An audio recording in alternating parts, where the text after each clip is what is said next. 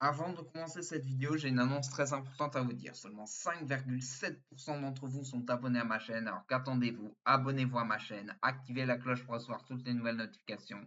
Cela ne vous prend qu'une seule seconde et cela m'aiderait vraiment beaucoup. Sur ce, bon visionnage.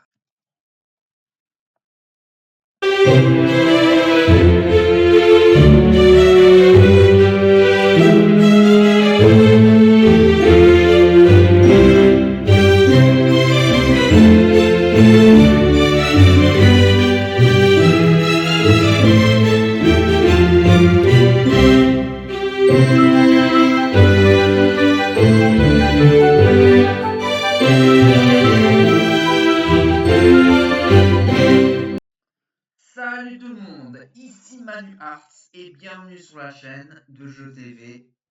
Aujourd'hui, on se retrouve pour une nouvelle vidéo de ce que je n'aime pas dans les 12 coups de midi.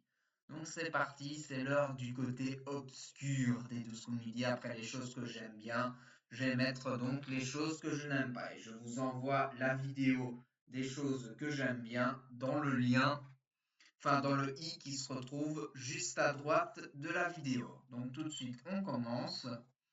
Première chose que je n'aime pas les questions. Bon, là vous allez tous me mettre en croche dans les commentaires en disant ouais, mais t'avais dit que t'aimais bien les questions, tout ça, tout ça. Alors oui, j'aime bien les questions, mais j'aime bien les questions de culture générale.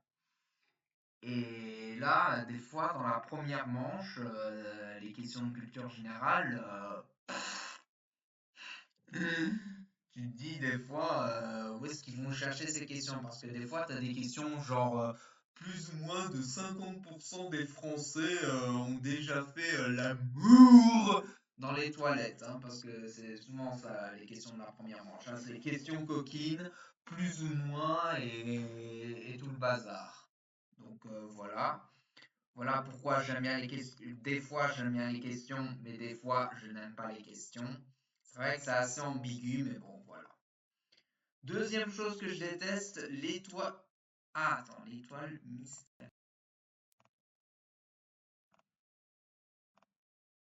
Qu'est-ce qu'il me fait? Ah. Voilà, deuxième chose que je n'aime pas, l'étoile mystérieuse. Et ouais. Parce que depuis peu, la production des 12 coups de midi a décidé de changer les règles de l'étoile mystérieuse. Bon, c'est pas la règle du seul le sans faute permet d'accéder à l'étoile mystérieuse ou plus récemment, si tu as au moins 12 bonnes réponses au coup fatal, tu peux accéder à l'étoile mystérieuse qui me dérange. Non, là, ce qui me dérange, c'est l'étoile mystérieuse en elle-même qui est super dure. Et tout ça, je crois qu'ils l'ont rendu volontairement dur pour éviter de faire exploser le budget de TF1. Et ça, je trouve que c'est une très mauvaise chose, parce que je trouve que la production, elle est en train de tricher avec cette épreuve et traite les autres maîtres de midi de tricheurs. Bon, après, je veux dire, dans les maîtres de midi qui ont témoigné de la triche sur cette épreuve des étoiles mystérieuses, on a déjà vu mieux comme témoignage, hein, parce que le seul témoignage qu'on a, c'est celui d'un certain Christian Quesada qui s'est révélé être un gros pédophile. Donc, un conseil, les gars, si vous voulez faire une bonne étoile mystérieuse, évitez les témoignages un peu douteux. Troisième chose que je n'aime pas, l'animateur. Alors l'animateur, entre parenthèses, Jean-Luc Reichmann. Je trouve que Jean-Luc Reichmann, personnellement, n'est plus vraiment fait pour présenter l'émission Les 12 coups de midi, qui est pour moi un jeu de culture générale, de convivialité et tout ça. Et on dirait que Jean-Luc Reichmann, il est en train de transformer ça en un talk show déguisé en jeu télé. Là, je suis désolé. Et en plus, il fait plein de clins d'œil à Attention à la marche, l'émission qu'il a présentée avant les 12 coups de midi, tout ça. Non, je trouve que là, si TF1 devrait faire du renouveau, déjà avec la nouvelle formule du coup fatal, bon, la nouvelle formule du coup fatal, bon, pour l'instant, pour les fêtes de fin d'année, il décide de faire gagner 50 000 euros à se partager avec un téléspectateur si tu donnes 15 bonnes réponses. Règle qui va vite être effacée au mois de janvier au profil du pile ou face qui va prendre beaucoup d'envergure dans ce nouveau coup fatal, ce qui est vraiment dégueulasse. Donc ils vont supprimer le palier de 50 000 euros, ils vont supprimer le système de cagnotte que tu gagnes à chaque fois que tu gagnes un duel. Là, je trouve que l'émission perd un tout petit peu de sa saveur. En fait, ce que je voulais faire comme vidéo bonus, je vais vous avouer, en fait, je voulais comparer les 12 coups de midi à Tout le monde veut prendre sa place, mais je crois que finalement j'ai changé d'avis. Je vais plutôt faire une vidéo avec un titre assez banal, enfin un titre, enfin vraiment qui va vous faire cliquer sur sa vidéo. Là, je suis quasi sûr. Ça s'appellera Le début de la fin de Jean-Luc Reichmann. Je pense que là, j'ai pas mal de choses à dire. J'ai déjà le titre en tête. Et là, je vous promets, mais de la vidéo où là, je fais un peu mon bavardage et tout ça. Et là, vous allez voir pourquoi Jean-Luc Reichmann n'est plus fait pour présenter cette émission. Alors, on va passer à un autre sujet. Je déteste Xavier de Savoie. Oui, oui, vous avez bien entendu, je déteste Xavier de Savoie. Même si beaucoup d'entre vous vont me crier dessus en disant: Quoi, mais Xavier de Savoie, c'est le meilleur maître de midi? Mais non! Vous le savez très bien, ce n'est pas un très bon maître de midi et vous le savez. Si vous ne le savez pas, je vais vous le redire. Alors, pour ceux qui ne savent pas, Xavier de Savoie, c'est un maître de midi, comme les autres, qui a participé à l'émission de Jean-Luc Reichmann en 2013.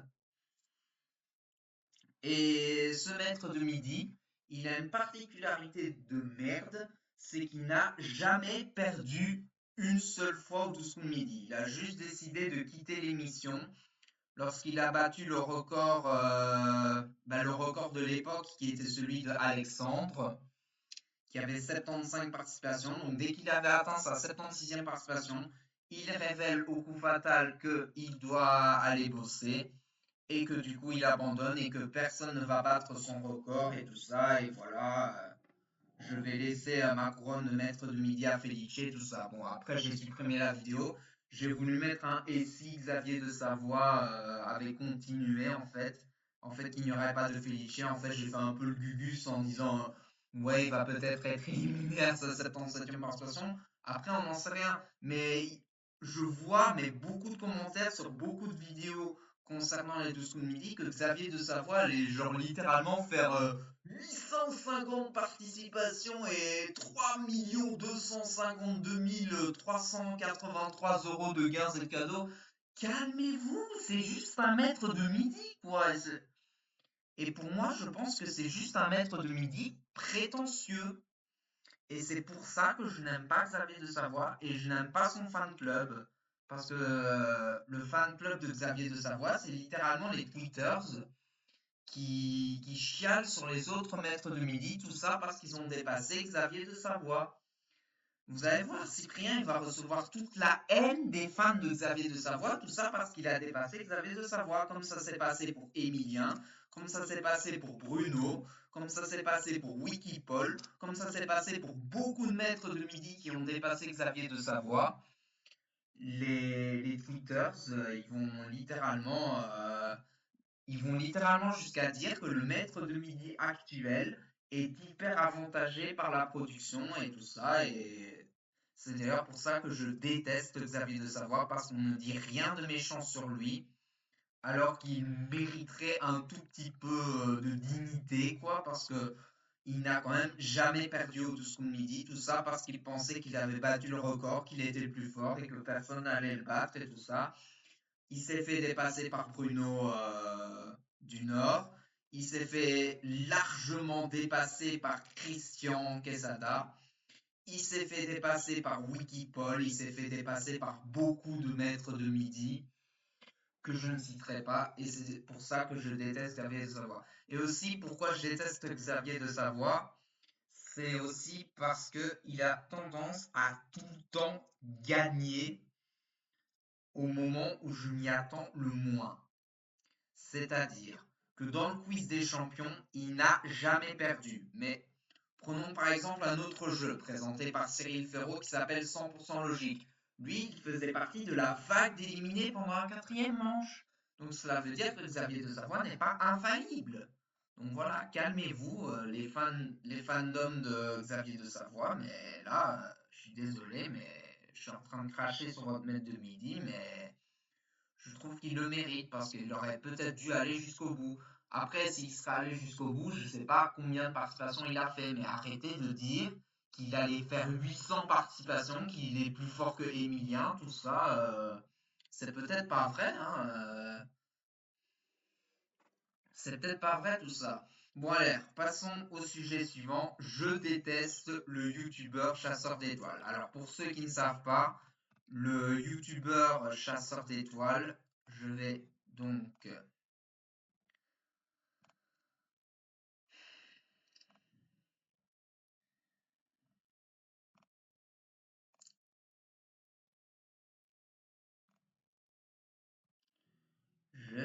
aller sur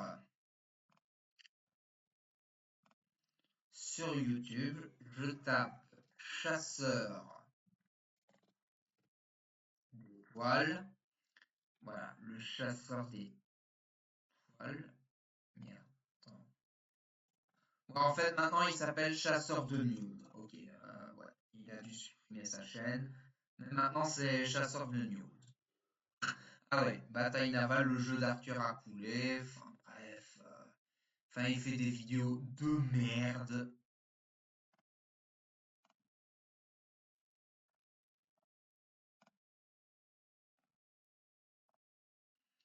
Donc voilà, étoile mystérieuse, explication des indices, Raphaël Nadal, triche, étoile mystérieuse, Jean-Luc Reichmann et Grand Chelem, aide ou pas Cyprien. Euh... Cyprien a-t-il triché pour trouver Raphaël Nadal dans l'étoile mystérieuse? 12 coups midi, incroyable. Enfin bref. C'est fini pour Cyprien, c'était son dernier jour. Non mais ça c'est... Bon, les audiences chutent avec Cyprien et Cyril Ferraud grimpent avec Vincent. Bon, ça, à la limite, c'est peut-être pas vrai. Je trouve que les audiences ils chutent parce que il y a la nouvelle formule du coup fatal. Enfin bref, je déteste, je déteste ce youtubeur, je déteste ce mec parce qu'il fait à chaque fois des titres racoleurs